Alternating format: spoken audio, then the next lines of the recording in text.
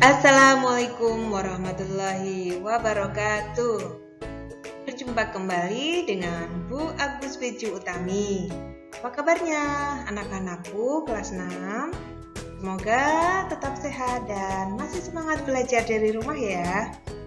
Pada pembelajaran kelas 6 hari ini, kita belajar tema 4, globalisasi, subtema 3, globalisasi dan cinta tanah air, pembelajaran ketiga.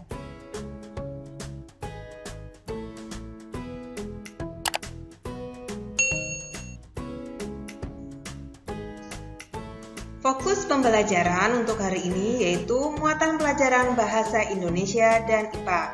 Tujuan pembelajaran yang pertama, dengan membaca, siswa mampu mengidentifikasi ciri-ciri kosakata baku pada teks yang dibaca dengan tepat. 2. Dengan membaca, siswa mampu menulis informasi penting dari teks eksplanasi yang dibaca dalam bentuk tulisan dan visual dengan kalimat efektif dan kosakata baku dengan sistematis. 3. Dengan percobaan membuat kompor tenaga surya, siswa mampu menjelaskan manfaat sumber alternatif energi listrik dengan tepat.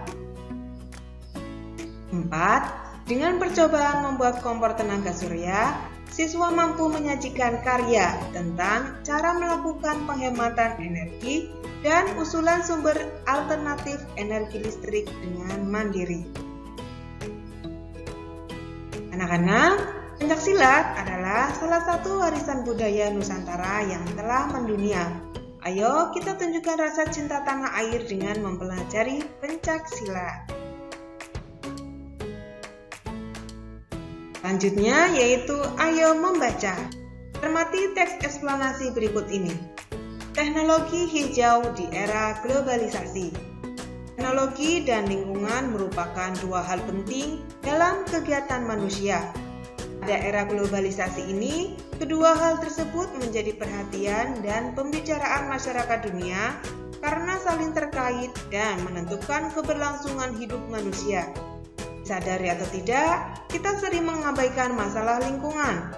Persoalan lingkungan akibat proses teknologi sudah menjadi masalah yang mendunia. Teknologi hijau adalah salah satu jawaban untuk permasalahan ini. Teknologi hijau yang terus dibicarakan saat ini adalah pembangkit listrik tenaga surya atau PLTS. Fakta membuktikan bahwa permasalahan lingkungan semakin lama semakin memburuk. Oleh sebab itu, harus dicari cara untuk mengatasinya, salah satunya dengan mengembangkan teknologi yang ramah lingkungan. Lengkapi teks eksplanasi tersebut sehingga menjadi suatu teks yang utuh. Ingat kembali ciri-ciri teks eksplanasi. Paragraf 1 berisi pernyataan umum dari topik masalah yang akan disajikan. Paragraf 2 berisi deret penjelas yang berisi fakta, pembuktian, proses dari masalah yang disajikan secara berurutan dan sistematis. Paragraf 3 berisi simpulan dan pesan atau kesan penulis tentang topik tersebut. Kamu dapat menggunakan informasi dari teks eksplanasi pada pembelajaran 1 sebagai sumber informasi. Jangan lupa perhatikan penggunaan kosakata baku dan kalimat efektif pada tulisanmu. Saatnya ayo berkreasi. Nah, sekarang mengapa kita tidak mencoba untuk membuat kompor tenaga surya? Bukankah negara kita cukup merata limpahan sinar mataharinya? Meskipun tidak bisa menggantikan sepenuhnya energi minyak dan gas bumi, setidaknya bisa menghemat dan mengurangi konsumsi minyak atau gas. Lakukan percobaan ini dalam kelompok besar, diskusikan dan buat kesepakatan tentang pembagian tugasnya. Siapkan alat dan bahan secara mandiri dan bekerja samalah dengan semua anggota kelompok. Tentunya dengan sikap kerjasama yang baik dan saling menghargai akan menghasilkan hasil yang memuaskan. Perhatikan langkah-langkah berikut. Kompor sederhana tenaga surya. Alat dan bahan. 2 kotak berbahan kayu atau triplek yang berbeda ukuran dengan selisih sekitar 1 inci di setiap sisinya. 1 inci itu sekitar 2,54 cm ya. Kemudian koran atau sobekan kertas. Kertas konstruksi berwarna hitam, 4 lembar kardus, pisau cutter tebal, pembungkus makanan berbahan aluminium atau pelat logam. Aluminium foil bisa pula digunakan, tetapi akan cepat kotor dan harus sering diganti. Plester atau perekat karet, 8 buah tangkai penyangga, ini pilihan. Kemudian lem tahan panas yang kuat daya rekatnya, ini juga pilihan. Langkah-langkah kerja. 1. Tempatkan kotak kecil di dalam kotak yang lebih besar.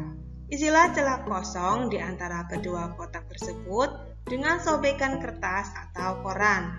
Fungsinya sebagai penyekat atau penahan panas. 2. Alasi sisi bagian dalam kotak kecil dengan kertas konstruksi hitam. Hal ini akan menambah tingkat panas kotak. 3. Lapisi 4 buah karton dengan bahan pemantul cahaya matahari yang terbuat dari pelat aluminium. Pastikan tidak ada lapisan pemantul yang terlipat atau berkerut.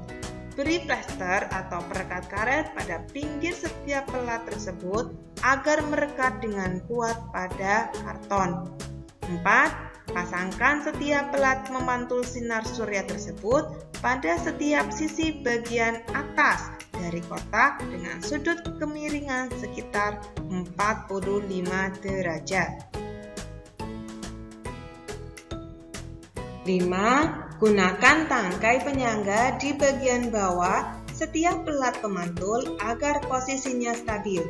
Pastikan semua bagian sudah terpasang kuat dan tahan terhadap terpaan angin. 6. Taruhlah panci makanan dalam kotak. Tempatkan oven tenaga surya ini di tempat yang terpapar cahaya matahari langsung di waktu terik siang hari. 7. Ujilah kompor tenaga surya buatan kalian. 8. Tuliskan laporan hasil percobaanmu. Alhamdulillah, pembelajaran untuk hari ini telah selesai. Semoga bermanfaat. Untuk kamu yang baru pertama kali mengunjungi channel Agus Wijutami, jangan lupa untuk klik tombol subscribe. Terima kasih. Wassalamualaikum warahmatullahi wabarakatuh.